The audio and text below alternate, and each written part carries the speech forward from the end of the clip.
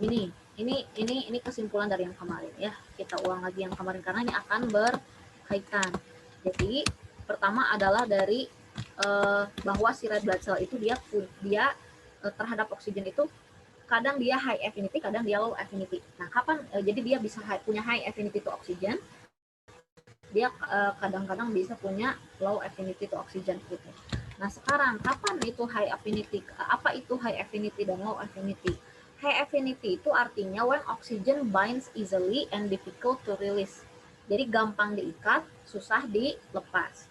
Low affinity itu artinya when oxygen difficult to bind, easier to release. Jadi maksudnya susah diikat dan gampang dilepas gitu ya. Nah, apa yang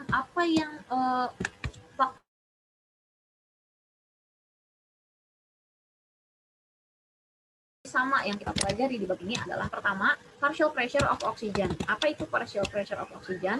Itu bisa dibilang dalam tanda kutip concentration of oxygen gitu ya, banyaknya si oksigen gitu. Nah, yang kedua adalah sifat dari si hemoglobin itu sendiri.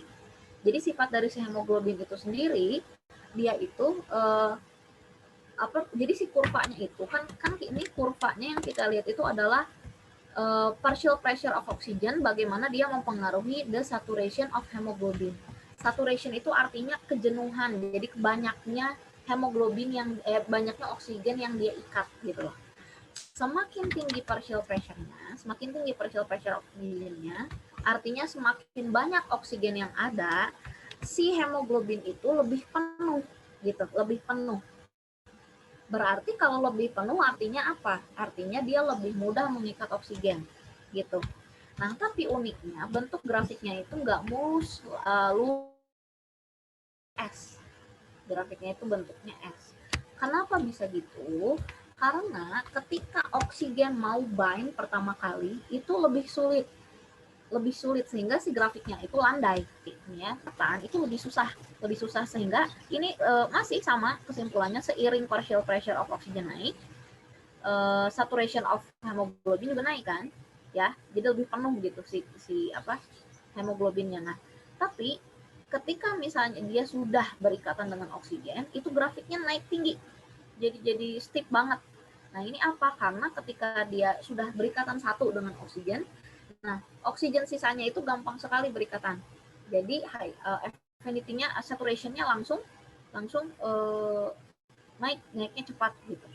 Nah, bisa dibilang pas inilah dia high affinity gitu loh. Pas ini dia high affinity. Gitu, high affinity. Nah, terus tapi dia nggak terus-terusan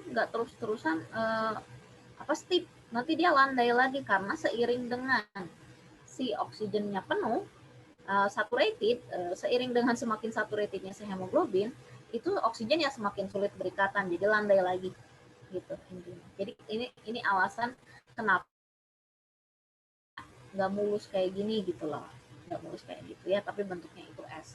Itu karena sifat dari si hemoglobinnya yang berubah bentuk. Kalau misalkan oksigen udah berikatan satu, maka sisanya lebih mudah berikatan.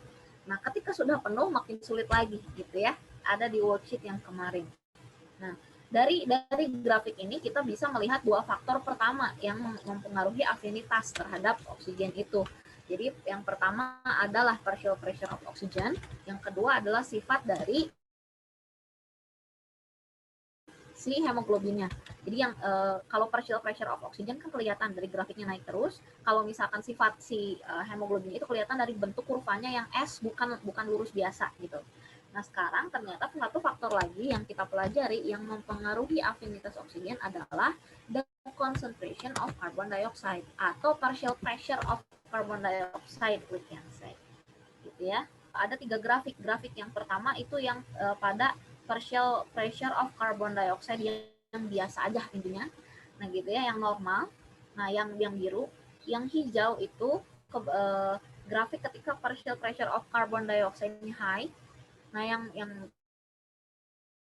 pressure of carbon dioxide-nya low. Nah, ternyata kalau misalkan partial pressure of carbon dioxide-nya high, itu grafiknya geser ke kanan. Nah, geser ke kanan apa artinya? Artinya itu lower affinity of oxygen. Kok bisa nih, maksudnya gimana? Karena gini, misalnya di titik yang sama ya, saturation of hemoglobinnya. Nah, tapi kalau grafik yang hijau dia pressure oksigennya lebih besar. Artinya untuk mencapai saturation segini dia butuh lebih banyak oksigen. Artinya apa ya? Berarti dia lebih susah ngikat oksigen gitu loh. Berarti di sini itu yang hijau itu artinya dia. Nah, berarti high CO2 itu ya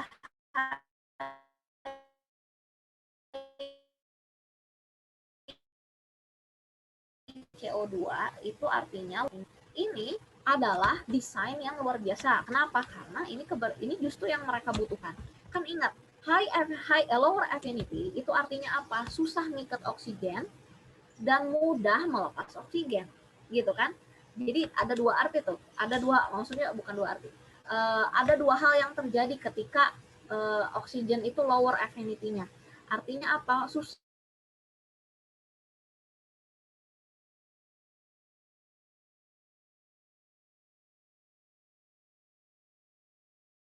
respiring muscle itu kan dia high CO2. Respiring muscle tuh. Nah, wait, kenapa hilang? Halo, suara Miss masih kedengaran? Si Miss. Kirain apa? DC. Oke. Nah, ketika sampai mana tadi? Oh, ketika respiring muscle itu, ketika exercise kan muscle itu respiring banyak ya. Nah, ketika respiration itu kan dia ngeluarin CO2. Nah, berarti CO2 di situ CO2-nya tinggi, O2-nya akan lebih mudah lepas. Nah, kebetulan kan dia memang butuh O2 di situ, butuh oksigen. Jadi di respiring muscle itu O2-nya dilepas, CO2-nya diambil, intinya gitu. O2-nya lebih mudah dilepas di respiring muscle. Nah, di lungs kebalik. Jadi ini yang terjadi di respiring muscle nih, yang hijau. Nah, di lungs itu kebalik. Di lungs itu dia kan CO2-nya dilepas, otomatis partial pressure of CO2-nya rendah. Nah, oksigennya berarti si hemoglobin punya high affinity of oxygen, lebih mudah diikat, susah dilepas gitu ya. Jadi luar biasa gitu ya desainnya. Cara ya, CO2 itu diangkutnya ada 3 cara. Ini juga ini dari sini bisa pelan-pelan aja karena ini mah bukan review tapi materi baru. Nah, jadi pengangkutan CO2 di dalam tisu dari yang paling dikit dulu ya. Yang pertama 5%-nya itu diangkut CO2 itu di plasma sebagai CO2 gitu. Jadi diikatnya di plasma, di solution sebagai CO2 yang terlarut dalam plasma. Itu hanya 5%. Nah, yang kedua terbanyak, globin diangkut di hemoglobin itu sekitar 10%. Dia berikatan dengan terminal amino acidnya hemoglobin. Nah, kan ingat ya, hemoglobin itu ada 4 rantai amino acid. Jadi dia bisa mengikat 4 oksigen. Nah, dia pun bisa mengikat. Nah, ketika dia berikatan dengan hemoglobin di terminal amino acidnya, kita sebutnya menjadi karbaminohemoglobin gitu. Nah, ini menyebabkan perubahan bentuk pada si hemoglobinnya, membuat afinitas oksigennya jadi rendah. Nah, ini yang menyebabkan tadi kurva Bohr effect yang tadi itu. Ya, jadi kalau misalkan ada CO2-nya tinggi, maka kan si CO2-nya diangkut di hemoglobin kan 10% itu menyebabkan karena dia berikatan di ujung di terminal amino acid of the hemoglobin, jadinya dia mempengaruhi bentuknya sehingga afinitas ke oksigennya lebih sulit diikat, intinya gitu. Nah, gitu ya. Jadi ini alasannya nih. Yang ini. Kenapa tadi Bohr effect itu geser ke kanan gitu. Nah, cara yang ketiga ini adalah mengubahnya menjadi asam. Jadi jadinya bukan di hemoglobin, ini terjadinya ada di sitoplasmanya red blood cell. Sitoplasma red blood cell itu punya enzim yang namanya karbonik anhidrase. Sebenarnya ini bisa terjadi di plasma katanya, kata di lebih cepat di eritrosit lebih cepat di red blood cell karena ada banyak enzim ini gitu, enzimnya lebih banyak si karbonik anhidrase ini ya. Ini nih yang sering keluar nih, karbonik anhidrase. Nah, kan sitoplasma juga cairan ya, jadi CO2 tambah water di dalam sitoplasma red blood cell oleh karbonik anhidrase itu diubah menjadi H2CO3, diubah menjadi H2CO3. Nah, H2CO3 ini asam ketika dia larut di air, ya, dia itu akan dissociate itu artinya terurai gitulah, menjadi ion-ionnya, yaitu H+ dan HCO3-.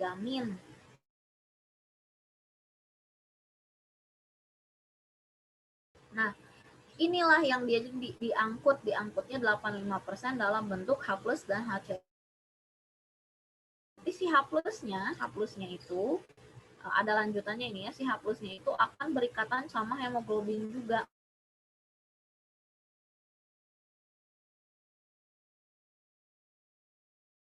Harusnya sini ya, HB. Ini hapus semuanya, mau backgroundnya biarin.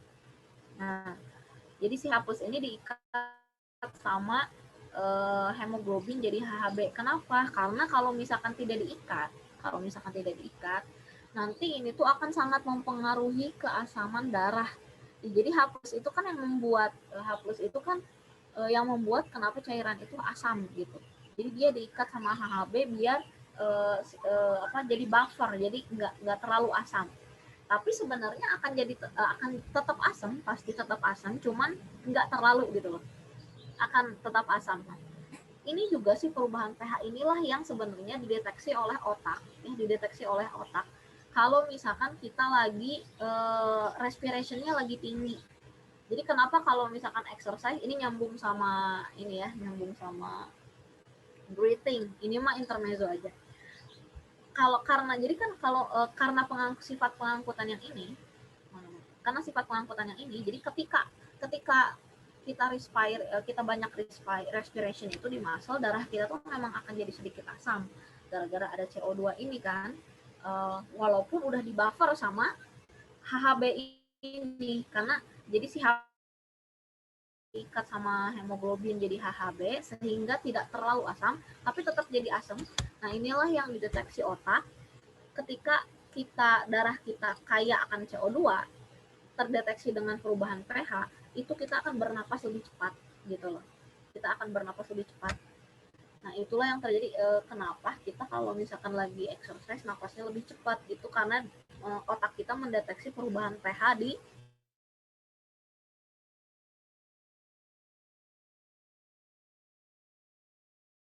Nah gitu, ini mah jadi hafalan doang ya. Bagian ini mah kalian hafalkan saja. Cara pengangkutan CO2 itu ada 3 ya. Oksigen, CO2 dissolution, karbaminohemoglobin yang dihemoglobin, sama satu lagi dengan mengubahnya menjadi asam asam apa ini namanya sih? Hydrogen carbonate ya, hydrogen carbonate. Ini ya, jadi itu ya, si karbaminohemoglobin yang membuat bentuknya hemoglobin itu menjadi berubah sehingga afinitas terhadap oksigennya rendah. Ini nyambung sama yang tadi. Kita balik lagi ke gambar yang tadi coba. Nah ini ya, dari grafik ini kalian kan bisa lihat bahwa kalau misalkan partial pressure of oxygen itu rendah, maka dia nggak akan terlalu saturated gitu, Nah, kalau misalnya ini yang paling tinggi nih, yang paling tinggi adalah 100 gitu ya, di partial pressure of oxygen di sini. Maka kalau partial pressure of oxygennya berkurang, maka dia saturationnya juga akan berkurang. Nah, gitu ya. Nah, kalau misalkan saturation of oxygennya berkurang, apa artinya? Artinya tubuh kita akan lebih sulit intinya mengikat oksigen gitu. Nah, ini sebenarnya hidup di dataran tinggi. Kalau orang yang hidup di dataran tinggi, itu biasanya tubuhnya itu sudah beradaptasi dengan cara memproduksi lebih banyak hemoglobin, lebih banyak sel darah merah gitu. Jadi meskipun partial pressure-nya nggak 90% kayak kita orang normal kan 90 sekian ya, bukan partial pressure, saturation of oksigennya. saturation of oxygen kita tuh 90 sekian. Kalau misalkan diukur pakai alat yang ditancap ke ujung jari itu loh.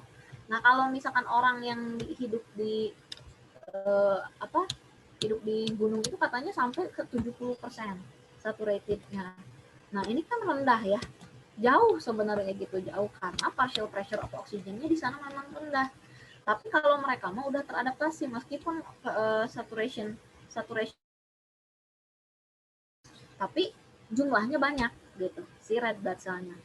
Nah, ini yang berbahaya adalah ketika kalau pendaki dia mendaki ke dataran tinggi terlalu cepat. Mendaki ke dataran tinggi terlalu cepat. Jadi tubuhnya ya belum sempat untuk beradaptasi dengan cara memproduksi darah lebih banyak gitu. Sehingga commonnya itu memang kalau misalkan pendaki gunung itu dia nggak dalam sehari sampai ke puncak kalau gunungnya tinggi banget ya, sehari sampai ke puncak gitu, kayak misalkan yang menaklukkan Everest gitu, Mount Everest. Selain buat istirahat pastinya dia butuh tubuh untuk beradaptasi gitu, tubuhnya untuk beradaptasi terhadap partial pressure oksigen yang rendah gitu.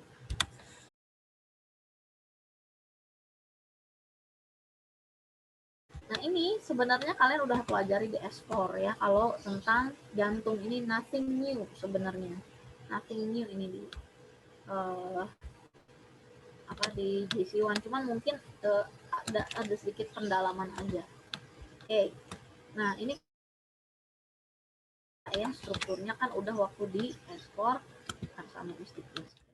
Pertama, dari chambernya dulu. Chambernya ada 4. Kalau misalkan sebelah sini adalah kiri kita ya, yang atas atrium, yang bawah ventricle. Berarti yang ini adalah right atrium, yang ini adalah berarti ini left atrium nomor 3 ya. Ini nomor 1 right atrium. Yang nomor 3 left atrium. Nomor 2 itu left ventricle. Nomor 4 itu ini right ventricle. Yang ini left ventricle. Gitu. Oke. Nah, terus dari katup-katupnya dulu ya. Ini udah septum nomor 5, ini ada muscle nih nomor 5, ini adalah septum. Septum itu dia separated between the right part and left part of the heart. Ya, jadi dia separating oxygenated and deoxygenated blood. Nah, terus atrioventricular valves. Atrioventricular valves itu sesuai namanya adalah valves between atrium and ventricle. Ada yang kanan, ada yang kiri. Jadi dua-duanya namanya atrioventricular valves, tapi ada nama khususnya. Yang kanan ini namanya adalah tricuspid.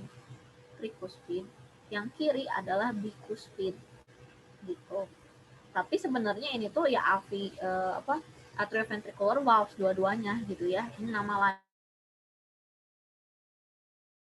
Itu yang ini tricuspid, yang ini bicuspid. Kalau Miss dulu waktu sekolah ngapalinnya trika biki. Tricuspid kanan, bicuspid kiri.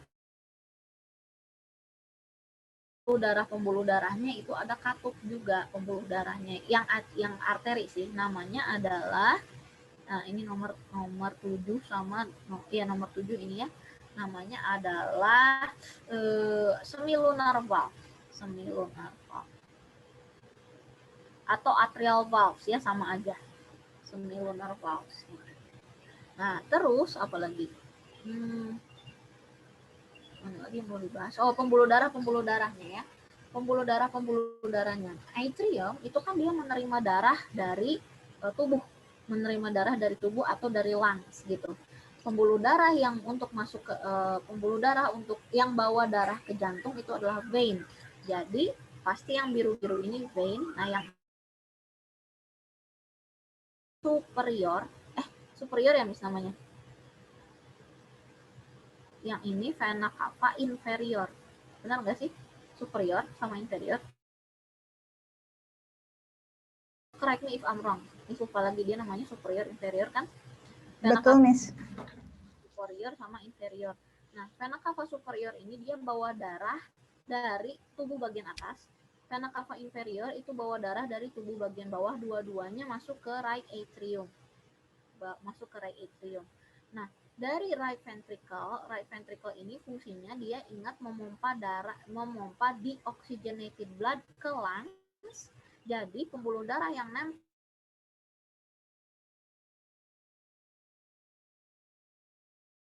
keluar jantungnya, jadi dia pulmonary artery, nomor 10, pulmonary artery. Oke. Nah, terus pembuluh darah yang bawa darah dari lungs ke dalam jantung itu adalah pulmonary vein. Itu masuk ke left atrium.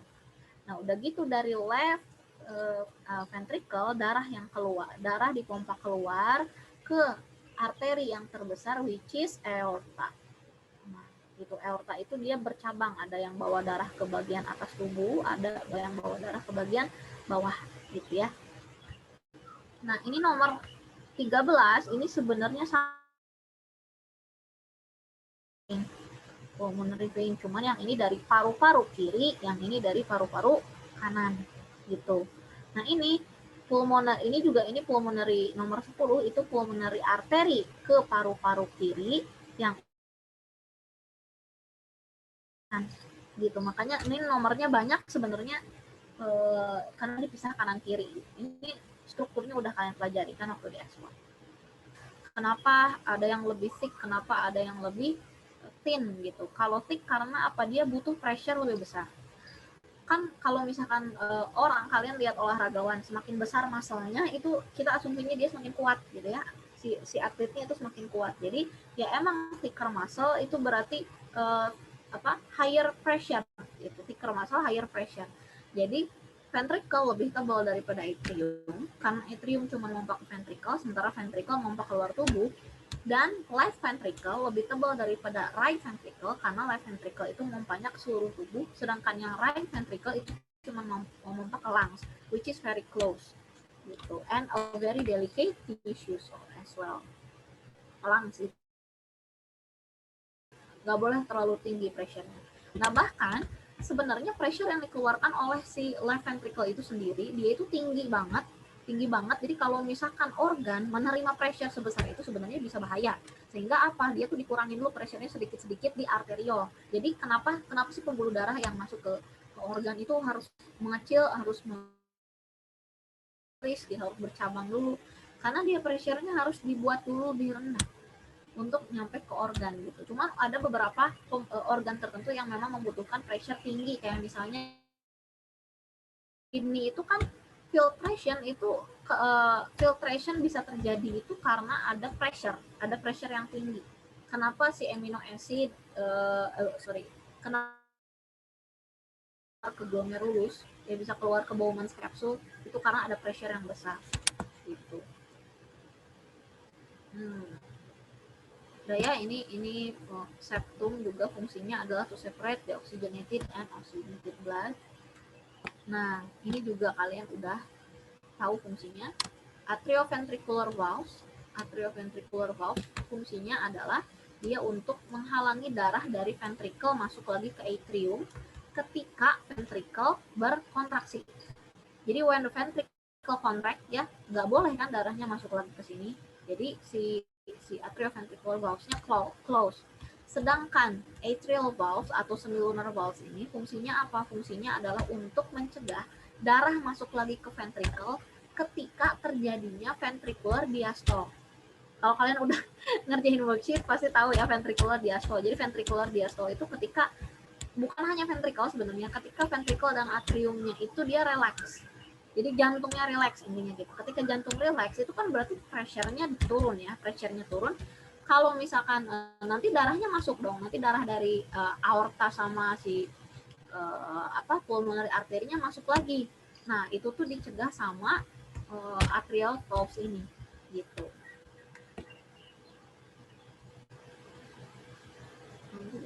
Oke, ini bisa ya kemana dan kemana. Ini udah sih, ini udah waktu ekspor ya, nggak perlu miss bahas lagi ya. Nah, intinya gini, sistole itu adalah keadaan ketika berkontraksi, diastole itu adalah keadaan ketika relaksasi, intinya gitu. Nah, tapi sebenarnya si ventricular diastole itu adalah keadaan seluruh jantung relax. Jadi atrium contract, ventricle contract, seluruh jantung relax. Nanti balik lagi atrium contract, ventricle contract, seluruh jantung relax. Gitu. Nah, jadi namanya itu atrial systole, ventricular systole, ventricular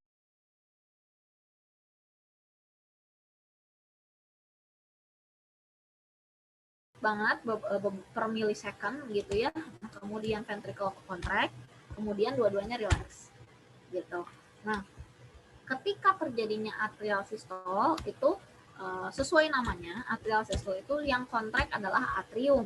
Ketika atrium kontrak, apa yang terjadi? Darah dipompa, dipaksa masuk ke ventricle. Berarti atrioventricular valve open gitu. Jadi kedorong sama kontraksinya sih, sama blood pressure-nya di situ kan darahnya kedorong gitu ya, darahnya kedorong buka si valve itu gitu. Nah, valve jadi yang terjadi ketika atrial diastole, atrial pressure-nya itu high karena dia contract pastinya, ventricular pressure-nya low karena pas atrium berkontraksi itu ventricle belum berkontraksi, jadi dia masih relax gitu ya. Atrioventricular valves open, semilunar valves itu close, semilunar valves-nya close gitu. Nah, and then blood flows from atria to ventricle. Nah, kemudian ketika darahnya sudah masuk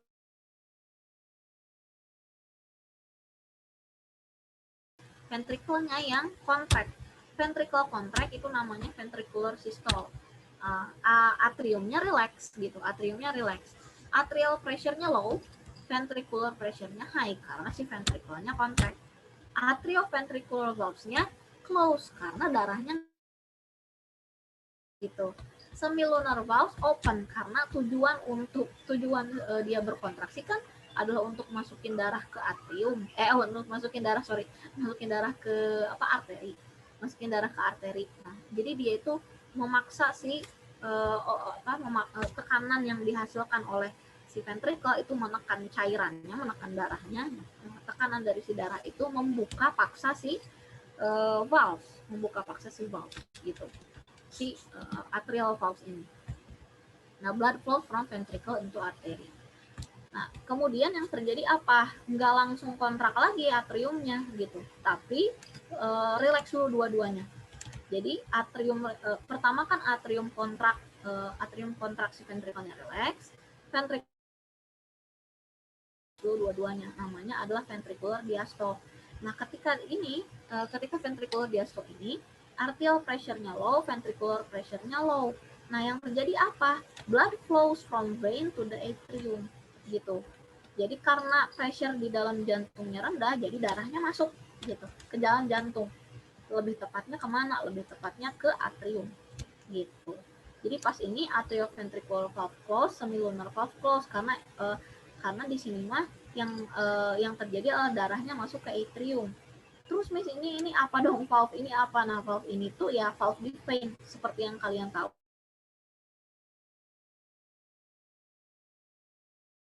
Ke arteri, sorry. Kalau misalkan arteri, valve-nya cuma satu, si semilunar valve ini yang ada di jantung. Tapi kalau vein kan itu valve-nya memang ada sepanjang pembuluh darah gitu. Jadi nggak disebutin di sini ya, nggak disebutin. Meskipun di sini ada gambar valve kebuka gitu, tapi ini tuh valve dari vein maksudnya. Oke. Nah, ini adalah coba lihat kalian grafiknya. Bedakan ini sama ECG ya. Jadi kan ada dua grafik yang Miss kasih. Yang Miss kasih itu ada grafik ini pressure sama ada ECG nanti di worksheet setelahnya. Ini beda ya. Kalau ini tuh grafik pressure, lihat. Ini grafik pressure. Jadi ini mudah banget dibacanya. Ya.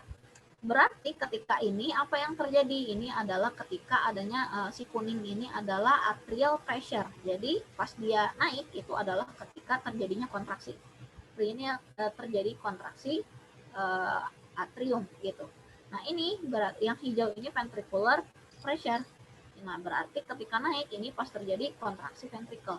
Sedangkan ini adalah aortic pressure. Jadi aortic pressure ini dipengaruhi oleh pressure jantung, gitu. Dipengaruhi oleh pressure jantung. Nah, yang perlu kalian perhatikan, coba lihat, dia itu mirip sama ventricular pressure karena yang masukin darah, intinya ya yang masukin darah dengan high pressure ke dalam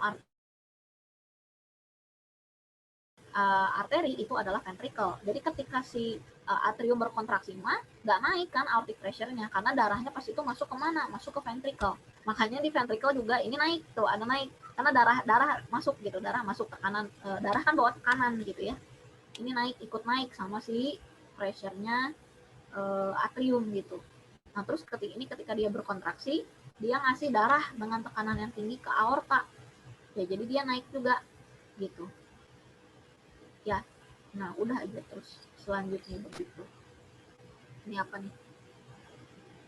Based on table 4, determine in which stage of cardiac cycle the changes in pressure and heart pulse action happen.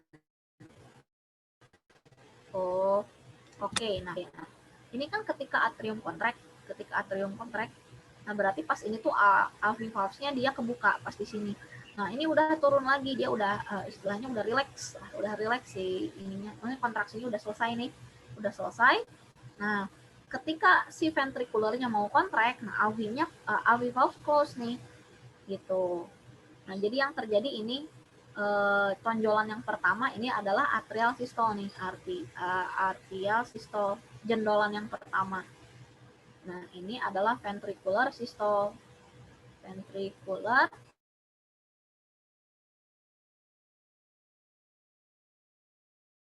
Ventricular systole ketika si ininya naik. Nah, ini coba lihat. Alveoli valve close di sini. Kenapa? Karena kan dia mau kontraksi ya si ventricle-nya, intinya. Dia kontraksi si ventricle-nya, otomatis alveoli valve close di sini. Nah, terus semilunar valves open. Ini semilunar valves open ketika si systole. Jadi ketika alveoli valve close ini yang terjadi apa? Ventricular systole. Atrial systole di sini, ventricular systole itu terjadi pas si alveoli valve close, semilunar valves open gitu. Nah, kemudian pas ini semilunar valves close. Nih, pas pressure-nya turun, artinya apa? Nah, yang terjadi pas turun ini adalah ventricular diastole. Ventricular diastole ini seluruh heart relax, pressure-nya rendah, otomatis semilunar valve harus close. Semilunar itu adanya di arteri, ingat. Kenapa? Supaya darah dari arteri nggak balik lagi masuk ke jantung. Gitu. Jadi pasti yang terjadi ventricular diastole. Gitu. Mungkin ventricular diastole-nya masih sampai sini.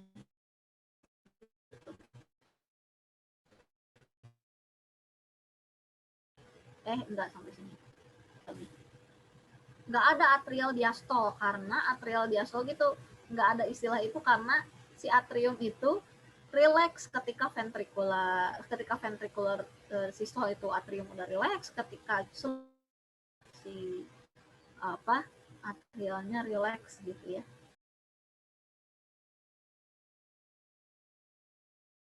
Nah, intinya gini. Nah, dulu Miss pernah ngeliatin ke kalian video tentang transplant jantung luar tubuh manusia. Ketika dia dikasih supply oxygenated blood yang hangat, dia itu bisa berdetak di luar tubuh jantung tuh. Kenapa? Karena ternyata dia pengontrolan kontraksi ototnya bukan dari brain, maksudnya gini, perintah untuk berdetak saja itu bukan dari otak. Yang otak itu memerintahnya adalah untuk mempercepat. Jadi otak tuh yang ngasih perintah, sekarang misalnya lagi tegang, keluarlah hormon adrenalin. Hormon adrenalin membuat atau misalnya ya pokoknya sistem syaraf simpatik atau parasimpatik gitu aja. Jadi dia dikontrol sama brain dan sama hormon untuk berdetak lebih cepat.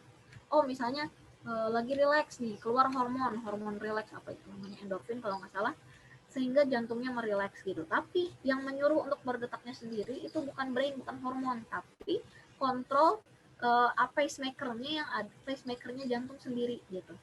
Jadi dulu kalau kalian masih ingat ya, kalau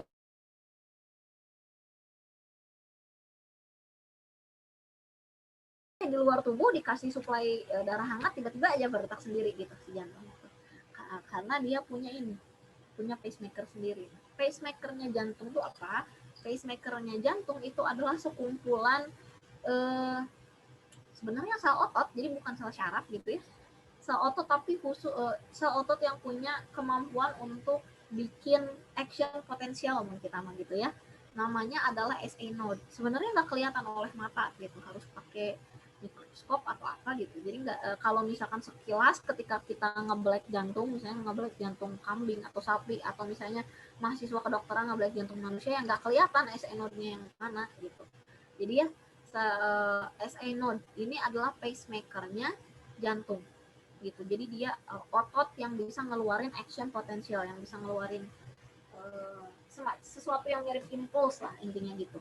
Nah, jadi yang pertama terjadi adalah SA node itu ngeluarin action potensial intinya gitu, ngeluarin ya semacam impuls gitu, yang menjalar ke seluruh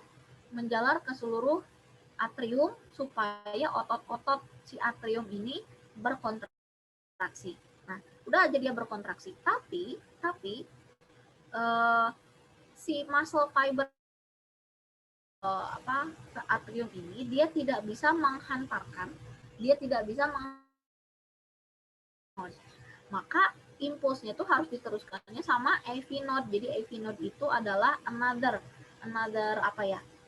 muscle cell yang punya sifat khusus, yang bisa mengantarkan atau menghasilkan intinya gitu ya, bisa mengantarkan atau menghasilkan si action potential itu.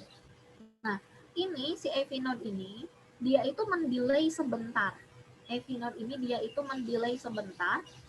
Jadi ketika SA node mengeluarkan action potential, mengeluarkan impulse gitu, nggak langsung direlay sama AV node, tapi di-delay dulu sebentar.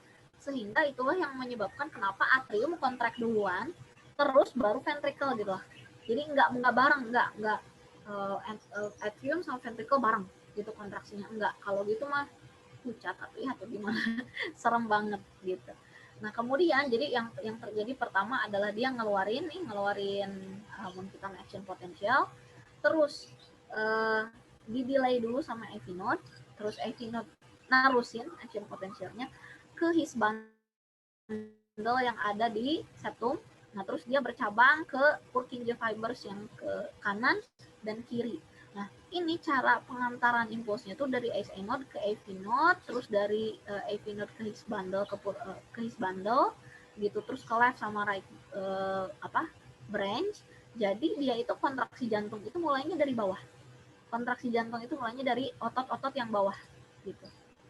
Otot-otot yang bawah gitu, ke atas gitu kontraksi. Udah gitu doang sebenarnya intinya.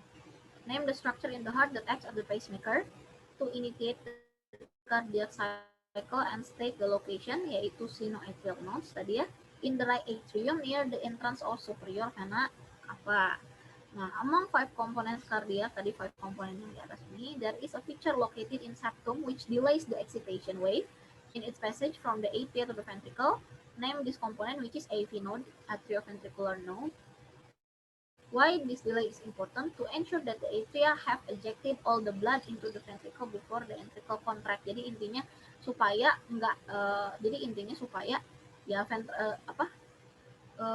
kontraksi ventricle itu terjadinya setelah kontraksi atrium. Jadi semua darahnya udah masuk dulu ke ventricle, baru dipompa keluar jantung. Nah, ini sekarang ini P wave, R wave, T wave. Mungkin kalau kalian pernah ya, ini kalau bahasa Indonesianya EKG, ECG, EKG, elektrokardiogram. Jadi ini elektrik dari jantung. Jadi bedakan sama grafik yang sebelumnya. Kalau grafik sebelumnya itu pressure, dia mengukur pressure.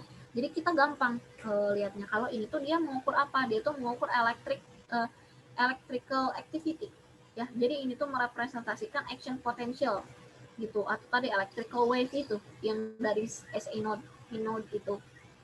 Nah, ini terlalu dalam ya, jadi kalau kalian bingung, alhamdulillah. Nah, yang perlu kalian tahu apa? Yang perlu kalian tahu gini, ini ketika naik nih grafiknya di P wave, nah, naik dan turun ini, pokoknya P wave ini merepresentasikan SA node ketika dia ngeluarin electrical wave gitu. R wave ini merepresentasikan electrical wave dari bukan dari electrical wave ke ventricle gitu. Electrical wave ke ventricle berarti dari AV node ya.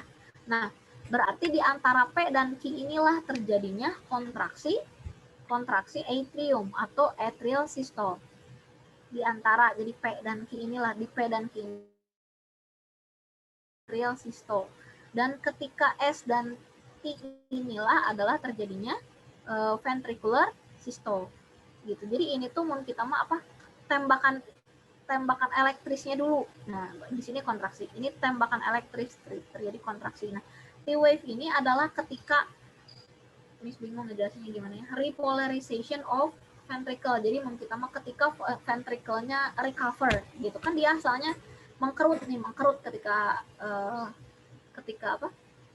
Kontraksi itu dia mengkerut di ST ini kan mengkerut, dia relax lagi gitu, entah kenapa di situ ada aktivitas elektris. Nah, kalau misalkan ini jadi grafik yang panjang ya, kalau misalkan bisa lihatin jadi grafik yang panjang, ini gambar deh ini,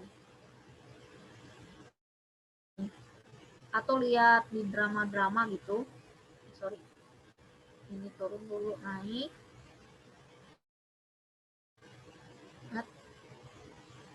iya gitu. Nah gitu. Nah ya, jadi pas ini adalah ketika pas ventricular diastole gitu. Jadi ini ketika SA node firing, bukan ini salah gambarnya. Ini salah.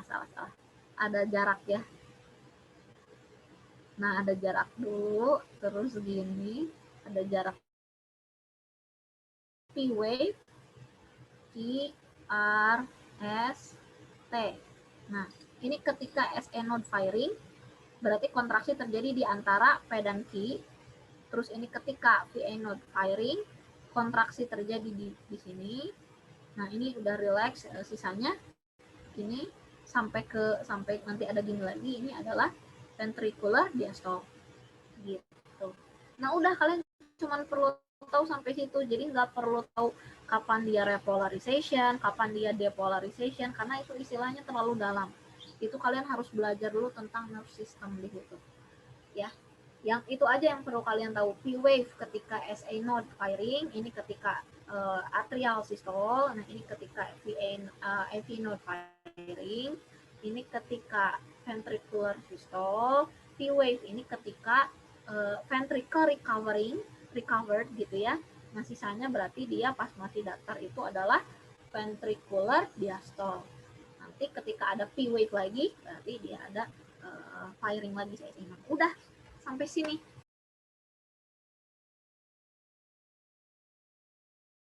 The graph shows the change that take place in the volume of the left ventricle during one cardiac cycle.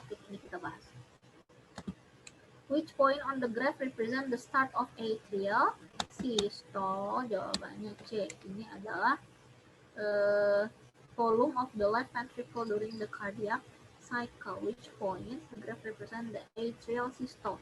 Atrial systole itu berarti ketika dia kontraksi. Ini adalah grafik dari volume, ventricular volume.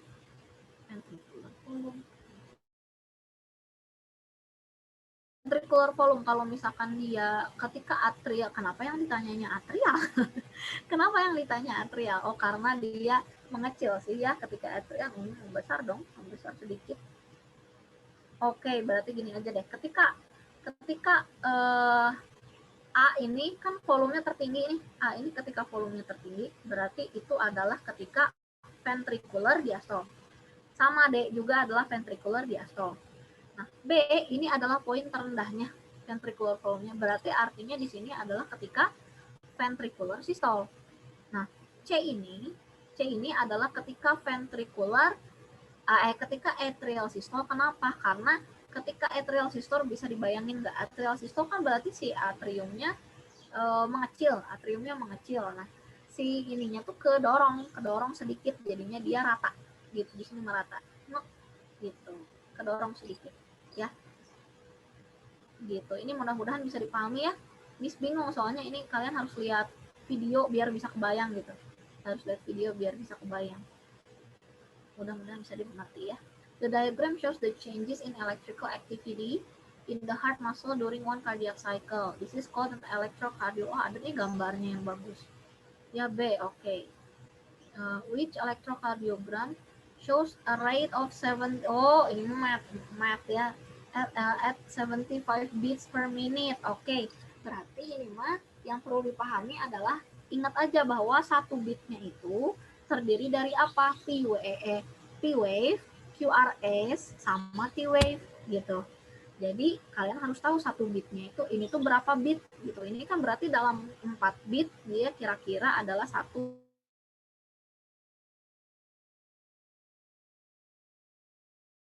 soalnya dia mau banget. Yang ini 1, 2, 3, 4, 5 bit kira-kira. 5 bit, tapi ini ada T-wave-nya. Yang ini kira-kira aja yang 75 yang mana gitu. Yang ya, ini kan 4 detik. 4 detik berarti kalau per menit dikali berapa gitu. Berapa tuh? 60 bagi 15 dikali 15. Gitu. Oke. Okay. The Purkinje fibers extend to the base of the heart. Oke, okay. Kenapa nggak dari atas? Nah, supaya both ventricle contract at the same time, karena dia sama bawahnya. Kalau dari atas takutnya beda, soalnya SA node cuman ada di kanan, gitu. Ada di tengah. Oke, okay. Idea that so ventricles empty atau pump out of most of the blood. Nah, ini juga kenapa harus dari bawah? Karena kan pembuluh darahnya ada di atas. Gitu. Jadi menurut kita mah dia tuh ngecil dari bawah ke atas, kayak ngedorong darahnya ke atas gitu. Nah, travel upwards gitu. Ini ya, lihat aja nanti marking scene-nya, Miss rasa sudah cukup jelas.